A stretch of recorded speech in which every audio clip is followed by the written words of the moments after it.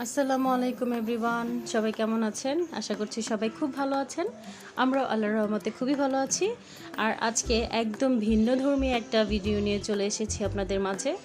আজকে আমি আপনাদেরকে দারুণ কার্যকরী একটা হেয়ার প্যাক তৈরি করে দেখাবো। এটা আমি সপ্তাহে প্রায় 2-3 দিনই ইউজ করে থাকি। তো সেজন্য ভাবলাম আপনাদের সাথে এই রেমেডিটা শেয়ার করি। তো আজকে আমি হেয়ার প্যাকটা তৈরি করব মূলত তিসি আর চিয়া সিড দিয়ে। আরও কিছু ইনগ্রেডিয়েন্টস আছে, তো ফুল ভিডিওটা দেখতে থাকেন, তাহলে সব কিছু আপনারা জেনে যাবেন যে আমি কিভাবে এই হেয়ার প্যাকটা তৈরি করি। তো এখানে আমি নিয়ে নিয়েছি তিসি আর হচ্ছে চিয়া সিডস। তিসি আর চিয়া সিড একত্র করে আমি একটা প্যানের ভেতর দিয়ে সেখানে পরিমাণ মতো কিছু পানি দিয়েছি, মানে এই তো হাফ গ্লাসের মতো পানি হবে। তো দিয়েছি, এখানে দিয়ে তারপর আমি খুব ভালোভাবে পানিটাকে বয়েল করে নিব। তো পানিটা আপনারা মূলত 5 মিনিট সময় ধরে বয়েল করলেই হয়, অতিরিক্ত বেশি সময় রাখতে হয় না।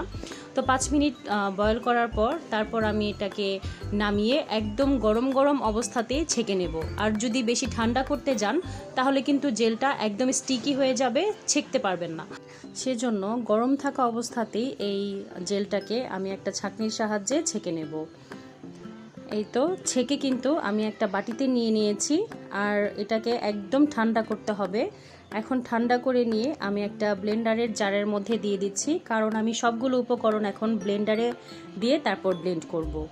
এখানে আমি দিয়ে দিলাম তিসি আর চিয়া সিডস যেই জেলটা ছিল সেটা, আর এখানে নিয়ে নিয়েছি একদম ফ্রেশ অ্যালোভেরা। তো ফ্রেশ অ্যালোভেরা যদি আপনারা না পান তাহলে আপনারা অ্যালোভেরা জেলও ব্যবহার করতে পারবেন। আমি এখানে এখন একদম ফ্রেশ অ্যালোভেরাটা নিয়ে তারপর ছিলে নিয়েছি। এখন দিয়ে দিলাম আমি একটা তেল সবসময় ঘরে বানিয়ে রাখি, সেই তেলটা এখানে আছে নারকেল তেল, আর দিয়েছি olive oil, castor oil, almond oil. এই 4টা তেলের মিশ্রণে আমি যে তেলটা সবসময় ঘরের ভেতর বানিয়ে রাখি, তো সেই তেলটা এখন দিয়ে দিলাম। আর এখন দিচ্ছি পেঁয়াজ কুচি। তো পেঁয়াজ কুচিটা আপনারা কিন্তু সবাই জানেন যে চুল পড়া রোধে কতটা কার্যকরী।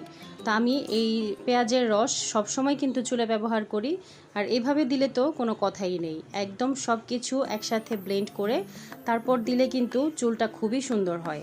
আর এখানে নিয়ে নিচ্ছি মেথি, শিকাকাই, আমলকি, সব কিছুর গুঁড়া। আমি এরকম বাজার থেকে একেবারে গুঁড়া কড়াই কিনে নিয়ে আসি। এটা সবসময় আমি এভাবে করে একসাথে মিক্সড করে তারপর রেখে দিই। দেখা যায় যখন আমার চুলের জন্য প্রয়োজন হয় তখনই আমি এরকম করে 2 চামচ নিয়ে নিই, তারপরে হচ্ছে সব কিছু একসাথে করে ব্লেন্ড করে আমি চুলে অ্যাপ্লাই করি। তো এখন এখানে 2 চামচ নিয়ে নিচ্ছি। 2 চামচ দিলেই আমার চুলের যথেষ্ট হবে, কারণ আমার চুল খুব বড় না আবার খুব ছোটও না। তো আপনারা চাইলে আপনাদের চুলের ধরন বুঝে আপনারা বাড়িয়ে কমিয়ে নিতে পারেন। আর এরকম গুঁড়াটা আমি কিন্তু নর্মালে রাখি না, নর্মালে রাখলে এরকমটা কখনোই ভালো থাকবে না, পোকা ধরে যায়। তো সেজন্য আমি সবসময় ডিপ ফ্রিজে রাখি। আর এখন সব কিছু একসাথে ব্লেন্ড করে নিলাম, আর ব্লেন্ড করার পর একদমই এরকমটাই হবে। খুব বেশি পাতলা করতে যাবেন না, খুব বেশি পাতলা করলে দেখা যায় চুলে অ্যাপ্লাই করার সময় বেয়ে পড়বে। তো সেজন্য এরকমটাই আমার জন্য যথেষ্ট।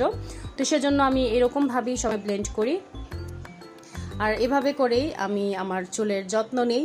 তো আমি তো আর অ্যাপ্লাই করে আপনাদেরকে দেখাতে পারবো না, তো সেজন্য আমি কিভাবে আমার চুলের যত্ন নিই বা আমার চুলটাকে সুন্দর রাখি সেটাই আপনাদের সাথে শেয়ার করলাম। আপনারা চাইলে এই প্রসেসটা কিন্তু ফলো করে আপনারাও চুলে অ্যাপ্লাই করতে পারেন।